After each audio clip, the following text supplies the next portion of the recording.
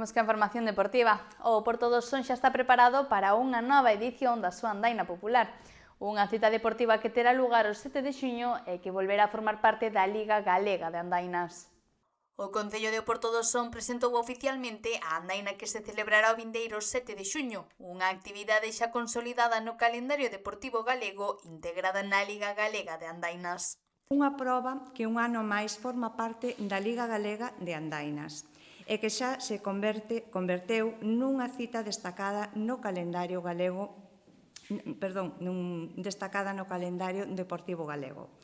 Dende o Concello apostamos decididamente pola promoción deste tipo de actividades, sinalando a importancia que teñen estes eventos no desarrollo turístico da comarca e de Porto do Son en particular.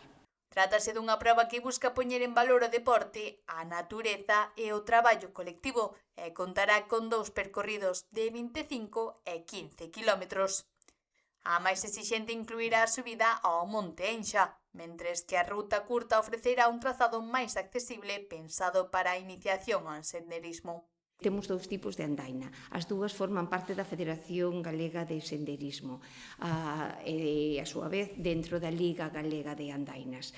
A de 25 km é un poquinho máis exixente de cara un poquinho máis aos intrépidos porque unha vez que iniciemos a andaina, pois supón unha subida ao Monte Enxa.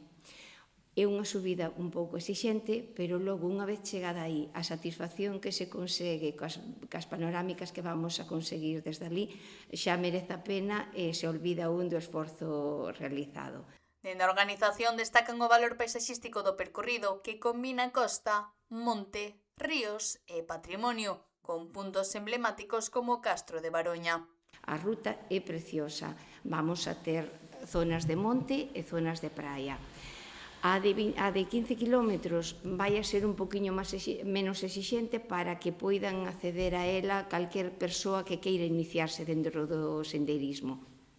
Vai a ser moito máis chan, non ten estas subidas tan exixentes e logo regresaría tamén desde o Castro de Baroña hasta Porto do Son, hasta o punto de saída que é a Casa da Tarela, todo por a zona de costa. O evento conta coa colaboración de distintas entidades, entre elas a Fundación Galega de Montañismo e a Cruz Vermella de Noia, que reforzarán o dispositivo de seguridade durante a proba. A andaina será o domingo ás 9 da mañá para a ruta longa, mentres que a curta dará comezo 10 minutos despois, e as inscricións xa poden realizarse a través da páxina de Cronotec.